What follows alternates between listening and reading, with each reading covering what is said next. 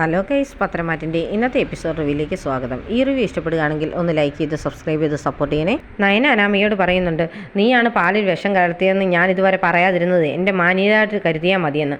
നിങ്ങളത് പറയാതിരിക്കുന്നത് എന്നെ black mail ചെയ്യാനാണെന്ന് എനിക്കറിയാമെന്ന് Anamika പറയും. എനിക്ക് അതിൻ്റെ ആവശ്യമൊന്നുമില്ല, ഞാൻ വേണം ഇപ്പം തന്നെ പറയുമെന്ന് പറയും. ഉടനെ അനാമിക അങ്ങ് വിരളുന്നുണ്ടെന്ന് പറയും, നിങ്ങൾ ആവശ്യമില്ലാത്ത കാര്യമൊന്നും പറയാനൊന്നും പോകണ്ടെന്ന്. അത് കേട്ടോണ്ടാണ് ജാനകി അങ്ങോട്ട് വരുന്നത്. എന്താ മോളെ ഇവള് എന്ന് പറയുമെന്ന് പറഞ്ഞെന്നൊക്കെ ചോദിക്കും. അമ്മ, ആ അലഞ്ഞു തിരിഞ്ഞ് നടക്കുന്ന കൊച്ചില്ലേ, ആ കൊച്ച് എൻ്റെ മുറി കയറി എൻ്റെ സാധനങ്ങളൊക്കെ എടുത്തു. അതിന് ഞാൻ വഴക്ക് പറയുകയും തല്ലുകയൊക്കെ ചെയ്ത് അത് എന്ന് താഴെ പറയുമെന്നൊക്കെയാണ് പറഞ്ഞെന്ന് പറയും.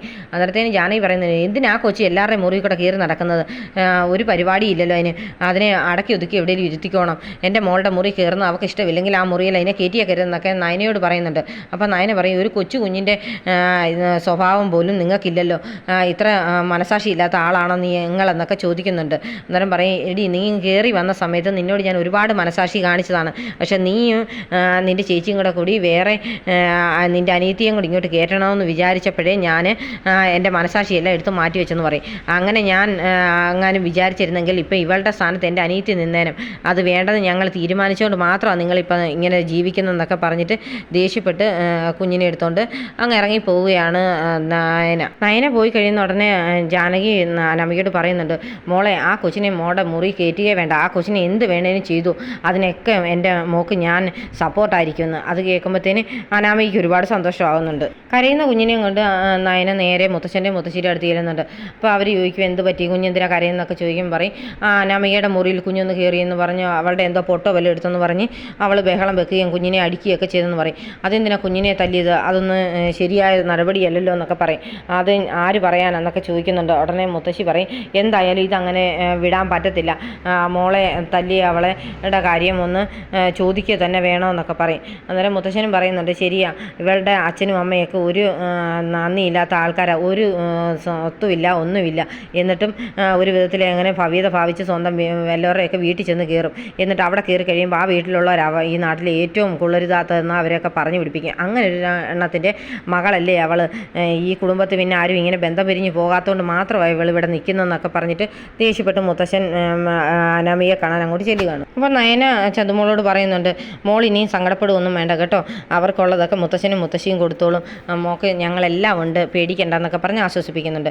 അന്നേരം ജാനകിയും ജലജയും അനാമികയും എല്ലാം കൂടി ഇരുന്ന് ഈ വക കുറ്റങ്ങളെല്ലാം പറഞ്ഞുകൊണ്ടിരിക്കുകയാണ്. ആ കൊച്ചു എന്തിനാണ് ഇവിടെ കൊണ്ട് വളർത്തിയതിനും വല്ല അനാഥാലയത്തിനും കൊണ്ട് കളയാനുള്ളതെന്നൊക്കെ പറഞ്ഞുകൊണ്ടിരിക്കുന്ന സമയത്ത് മുത്തശ്ശനും മുത്തശ്ശി അങ്ങോട്ട് കയറി വരും. അച്ഛൻ വരുന്നുണ്ട്, അവളെ എന്ന് പറഞ്ഞു കൊടുത്തെന്നാ തോന്നുന്നു പറഞ്ഞിട്ട് ഇരിക്കുമ്പോഴത്തേന് മുത്തശ്ശൻ വന്ന് ചോദിക്കുന്നുണ്ട്, എന്തിനാ കുഞ്ഞിനെ തല്ലിയത്, ആരെ തല്ലിയെന്നൊക്കെ ചോദിക്കും. എന്തിനാച്ചാ ആ കുഞ്ഞ് ഇതിനകത്തൂടെയൊക്കെ കയറി ഇറങ്ങി നടക്കുന്നത്, ഭയങ്കര ശല്യമാണല്ലോ അത്, അവൾ എന്തിനാ കൊച്ചിൻ്റെ മുറി ചെന്ന് കയറിയത്, അതുകൊണ്ടല്ലേ മോള് വഴക്ക് പറഞ്ഞെന്നൊക്കെ ചോദിക്കുന്നുണ്ട്. എനിക്ക് എൻ്റെ മുറിയിൽ ആരും കയറുന്ന ഇഷ്ടമില്ല മുത്തശ്ശ എന്നൊക്കെ പറഞ്ഞ് ദേഷ്യപ്പെടുക. അന്നേരം അനി വന്ന് പറയും, എന്തിനാടി നീ മുത്തശ്ശനോട് ഇങ്ങനെ എതിർത്ത് സംസാരിക്കുന്നത്, ഇവിടെ ആരും അങ്ങനെ സംസാരിക്കാറില്ലെന്ന്. അപ്പോഴത്തേന് അനാമികയ്ക്ക് പക്ഷേ ഒരു ഇതുമില്ല പറയുന്നതിനൊന്നും. എന്നാൽ ജലജ പറയും, ആ കുഞ്ഞെന്തിനാ എല്ലാവരുടെയും മുറി വഴി കയറി നടക്കുന്നതെന്നൊക്കെ ചോദിക്കുമ്പോഴത്തേന് മുത്തശ്ശി പറയും, ഇങ്ങനെ പറയാനായിട്ട് ഒരു അവകാശം ഇല്ലാത്തവളാണ് നീ, എവിടെയോ തെണ്ടിത്തിരിഞ്ഞ് നടക്കേണ്ട നിന്നെ ഞങ്ങൾ ഇവിടെ കൊണ്ടുവന്ന് വളർത്തിയില്ലേ, അപ്പം നിനക്ക് ഈ വീട്ടിൽ എങ്ങനെ ഒരു വേർതിരിവ് ഉണ്ടായിട്ടുണ്ടോ, നിനക്ക് എല്ലാ മുറിയിലും കയറാനുള്ള അവകാശം ഞങ്ങൾ തന്നിട്ടില്ലായിരുന്നോ എന്നൊക്കെ ചോദിക്കും. അന്നേരത്തിന് ജലജയുടെ വായം കടയുന്നുണ്ട്. ഈ വീട്ടിലെ എല്ലാ മുറികളും പണി കഴിപ്പിച്ചിരിക്കുന്നത് ഞാനാണ്, നിങ്ങൾക്ക് എല്ലാവർക്കും ഓരോ മുറിയും തന്നിട്ടുണ്ട്, ആ മുറിയുടെ അവകാശം നിങ്ങൾക്ക് മാത്രമാണ് എന്ന് വെച്ച് ഈ വീട്ടിലൊരു കുഞ്ഞു കുട്ടി ഉണ്ടായിരുന്നാൽ അതെല്ലാ മുറിയിലും കയറിയെന്നിരിക്കും, അതിനെ തടയാൻ ആർക്കും പറ്റത്തില്ല. ജലജയ്ക്കാണെങ്കിലും ഇപ്പം ജലജയുടെ കൊച്ചുമകൻ ഇങ്ങനെ വരുമല്ലോ, ആ സമയത്ത് ആ കുഞ്ഞൊരു മുറിയിലും കയറരുതെന്ന് പറയാൻ പറ്റുമോ എന്നൊക്കെ ചോദിക്കും. അപ്പോൾ അനാമിക പറയുന്നുണ്ട്, എന്തിനാ ആ കുട്ടിയെ ഇങ്ങനെ വളർത്തുന്നത്, അതിനെ കൊണ്ട് വല്ല അനാഥാലയത്തിനും കൊടുത്തൂടെ, എന്തിനാ ഇവിടെ ഇങ്ങനെ വളർത്തേണ്ട ആവശ്യമുണ്ടോ എന്നൊക്കെ. അത് കേൾക്കുമ്പോഴത്തേന് മുത്തച്ഛൻ പറയും, ഞാൻ കൊണ്ടുവന്ന കുട്ടിയാണ്, അത് ഇവിടെ തന്നെ താമസിക്കും, അത് ആരൊക്കെ പറഞ്ഞാലും ഇവിടെ താമസിക്കും എന്ന് പറയും. അപ്പോൾ അനാമികയും എതിർത്തൊക്കെ ഓരോന്ന് പറയുന്നുണ്ട്. അപ്പോൾ അനി വഴക്ക് പറയുന്നുണ്ട്, അനാഥാലയത്തിൽ കൊണ്ടുവന്ന് കളയല്ല ചെയ്യുന്നത്, ആ കുഞ്ഞ് ഇവിടെ തന്നെ വളരും, പിന്നെ നിന്നെ വേണമെങ്കിൽ വല്ല മെൻ്റൽ ആശുപത്രിയിലും കൊണ്ടാക്കാമെന്നൊക്കെ പറയും. നിൻ്റെ കൂടെ താമസിച്ചിരുന്നെങ്കിൽ ചിലപ്പോൾ മിക്കവാറും ഞാൻ മെൻ്റലായി തന്നെ പോകുമെന്നൊക്കെ പറഞ്ഞ് ദേഷ്യപ്പെടുകയാണ് അനാമിക. അന്നേരത്തേന് മുത്തച്ഛൻ അങ്ങ് വല്ലാതാവുന്നുണ്ട്, ഇവർ തമ്മിലുള്ള വഴക്കൊക്കെ കണ്ട്. അന്നേരത്തേന് മുത്തച്ഛൻ പറയും, ഇനി ആ കുഞ്ഞിൻ്റെ പേരും പറഞ്ഞ് ഇവിടെ ആരും വഴക്കൊന്നും ഉണ്ടാക്കണ്ട, അവളെ ഞങ്ങൾ പറഞ്ഞ് മനസ്സിലാക്കിക്കോളാം, ഇപ്പം നയന പറഞ്ഞ് മനസ്സിലാക്കിച്ചിട്ടുണ്ടായിരിക്കും, അതുകൊണ്ട് ഇനിയിപ്പം നിങ്ങളുടെ മുറിയിൽ ആരെയും കയറത്തില്ല, അതുകൊണ്ട് ഞാൻ നിങ്ങൾക്ക് വേണ്ടി നിങ്ങളോട് അവൾക്ക് വേണ്ടി ഞാൻ മാപ്പ് ചോദിക്കുന്നു എന്നൊക്കെ പറഞ്ഞ് മുത്തച്ഛൻ അങ്ങ് പോകുന്നുണ്ട്. അപ്പം എനിക്കത് കേൾക്കുമ്പോൾ അങ്ങ് സങ്കടം വരുന്നുണ്ട്. പറയും, എൻ്റെ മുത്തച്ഛനെ കൊണ്ട് നിനക്ക് മാപ്പ് പറയിക്കണം അല്ലേടി, നീ എന്നെ ഒരുത്തിയാന്നൊക്കെ പറഞ്ഞ് ദേഷ്യപ്പെടുകയാണ്. അന്നേരത്തേന് അനാമിക പറയും, ഇവിടെയേ ഉള്ളൂ ഇങ്ങനെയുള്ള രാജഭരണങ്ങളൊക്കെ. ഇതൊക്കെ കഴിഞ്ഞു പോയ കാലം കഴിഞ്ഞ് ഈ വീട്ടിൽ ഇനി കുറേ നാളൂടെയൊക്കെ താമസിച്ചാൽ എനിക്ക് ശരിക്കും വട്ട് പിടിക്കും, വല്ല മെൻ്റൽ ആശുപത്രിയിലാക്കേണ്ട ഗതികേട് വരും എന്നൊക്കെ പറഞ്ഞ് അനാമികയും ദേഷ്യപ്പെടുകയാണ്. പിന്നീട് കാണിക്കുന്നത് നവ്യയാണ്. നവ്യയുടെ അടുത്തോട്ട് ഒരു കവറൊക്കെ ആയിട്ട് അനി വരും. അന്നേരം നീ എന്താ എൻ്റെ ഫോൺ കട്ട് ചെയ്തെന്നൊക്കെ ചോദിക്കാൻ പറയും.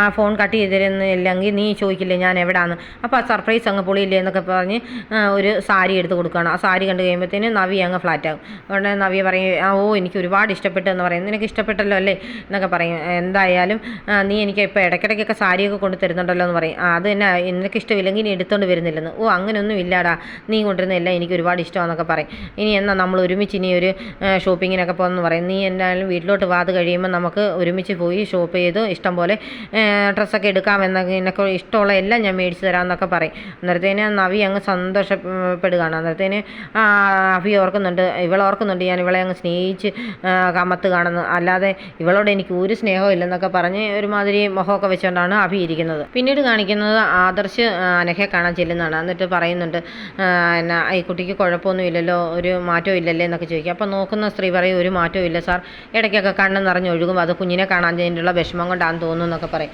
എന്തൊക്കെയായാലും ഈ അനഘയുടെ കുട്ടിയുടെ അമ്മ അനഘയാണെങ്കിലും അച്ഛൻ ഞാനാണെന്ന് എല്ലാവരും പറഞ്ഞു വെച്ചിരിക്കുന്നത് അത് ഞാനല്ലെന്ന് അനഘയ്ക്കും അറിയാം. പക്ഷേ മുത്തശ്ശനോട് അനന്തമൂർത്തിയുടെ കൊച്ചുമോനാണെന്ന് മാത്രമേ പറഞ്ഞിട്ടുള്ളായിരുന്നല്ലോ, അതാരാണെന്ന് അനഘ പറയാത്ത സ്ഥിതിക്ക് ഇപ്പം ഞാനാണ് സംശയം നിഴലിൽ നിൽക്കുന്നത്, നിങ്ങളുടെ ബന്ധുക്കളെല്ലാവരും എന്നെയാണ് ഇപ്പം പഴിയാരിയിരിക്കുന്നതെന്നൊക്കെ പറയും. എന്തൊക്കെയായാലും കുഞ്ഞിപ്പം സന്തോഷമായിട്ട് വീട്ടിൽ താമസിക്കുന്നു, എൻ്റെ ഭാര്യ നയന നന്നായിട്ട് കുഞ്ഞിനെ നോക്കുന്നുണ്ട്, മകളായിട്ട് സ്വീകരിച്ചിട്ടുമുണ്ട്. അതുകൊണ്ട് അനഘ സങ്കടപ്പെടുകയൊന്നും വേണ്ട, കുഞ്ഞവിടെ സന്തോഷവതിയായിട്ട് ജീവിച്ചോളും, അനഘയുടെ കൂടെ ജീവിക്കുന്നതിനെക്കാട്ടും നല്ലതായിട്ട് തന്നെ കുഞ്ഞവിടെ ജീവിക്കും എന്നൊക്കെ പറയും. പിന്നെ എനിക്ക് മാത്രമുള്ള കുഞ്ഞിനോട് ഇച്ചിരി അകൽച്ച, കാരണം ഞാൻ ഇനി ഒരുപാട് അടുപ്പം കാണിച്ചു കഴിഞ്ഞാൽ പിന്നെ കുഞ്ഞ് എൻ്റെ ആണെന്ന് പൊതുവേ എല്ലാവരും അങ്ങ് പറയില്ലേ, അതൊന്ന് തെളിയുന്നത് വരെ ഞാനിപ്പം ഇച്ചിരി അകൽച്ച കാണിക്കുന്നുണ്ട്, അത് പിന്നീട് മാറിക്കോളും കേട്ടോ എന്നൊക്കെ പറഞ്ഞ് അനഘയെ ആശ്വസിപ്പിച്ചിട്ടാണ് പോകുന്നത്. അനഘയുടെ കണ്ണൊക്കെ നിറഞ്ഞൊഴുകുന്നുണ്ട്. അത് കൂടെ നിൽക്കുന്ന സ്ത്രീ അതൊക്കെ തുടച്ചൊക്കെ കൊടുത്ത് വിഷമിക്കേണ്ട, കുഞ്ഞ് സന്തോഷമായിട്ടിരിക്കുന്നല്ലോ എന്നൊക്കെ പറഞ്ഞ് ആശ്വസിപ്പിക്കുന്നു. അപ്പോൾ ഈ ആ സമയത്താണ് അങ്ങോട്ട് അനഘയുടെ വീട്ടിലോട്ട് വരുന്നത്. അപ്പോൾ ആദർശിൻ്റെ വണ്ടി കിടക്കുന്ന കാണുമ്പോഴത്തേന് ആദർശേട്ടനുണ്ടല്ലോ ഇപ്പം വരണ്ടായിരുന്നൊക്കെ പറഞ്ഞ് പോകാൻ തുടങ്ങുമ്പോഴത്തേന് ആദർശ് അഭിയെ കാണും. എന്നിട്ട് ചോദിക്കും, നീ എന്താ ഇവിടെ നിന്ന് ചോദിക്കും. ആദർശേട്ടൻ എന്താ ഇവിടെ എന്ന് ഞാൻ ചോദിക്കുന്നില്ല, കാരണം ഇത് ആദർശേട്ടൻ്റെ കുഞ്ഞിൻ്റെ അമ്മ താമസിക്കുന്ന വീടല്ലേ, അതുകൊണ്ട് ആദർശേട്ടൻ വരുന്നതിൽ തെറ്റൊന്നുമില്ല. പക്ഷേ എന്താണ് അനഘയുടെ ഇപ്പോഴത്തെ കണ്ടീഷൻ എന്ന് അറിയാൻ വേണ്ടി ഞാൻ വന്നേ ഉള്ളെന്നൊക്കെ അഭി പറയുന്നുണ്ട്. അപ്പോൾ ആദർശ് പറയും, അത് തന്നെയാണ് ഞാനും വന്നത്, അനഘ ഇനിയും ബോധം തെളിയുകയാണെങ്കിൽ സത്യങ്ങളൊക്കെ പറയുമല്ലോ, അതിന് വേണ്ടിയാണെന്ന് പറയും. അപ്പോൾ അഭി ഒന്ന് ചിരിക്കുന്നുണ്ട്. നീ എന്തിനാ ചിരിച്ചെന്ന് ചോദിക്കും. ഇപ്പോൾ എനിക്ക് സംശയമുണ്ട്, ആദർശേട്ടനാണോ ഇപ്പോൾ അനഘ ഈ ലെവലിലാക്കിയെന്ന്, കാശ് വാരി എറിഞ്ഞ് ചിലപ്പം അവളുടെ വായടപ്പിക്കാനായിട്ട് കൊല്ലാൻ നോക്കിയതാണോ എന്നൊക്കെ ചോദിക്കുന്നുണ്ട്. അത് കേൾക്കുമ്പോഴത്തേന് ആദർശിന് ദേഷ്യം കയറി കോളറിന് കയറി പിടിക്കുന്നൊക്കെ ഉണ്ട്. എന്നിട്ട് പറയും, ദുഷിച്ച വായാണ് നിൻ്റെ എന്ന് എനിക്കറിയാം, എന്നാലും അനാവശ്യം പറഞ്ഞു കഴിഞ്ഞാൽ പിന്നെ നിൻ്റെ മൂക്കാമ്പട്ട ഞാൻ ഇടിച്ച് പരത്തും കേട്ടോ എന്ന് പറഞ്ഞ് ആദർശ് ഇങ്ങനെ നിൽക്കുന്നത് കാണിച്ചുകൊണ്ടാണ് ഇന്നത്തെ എപ്പിസോഡ് അവസാനിക്കുന്നത്.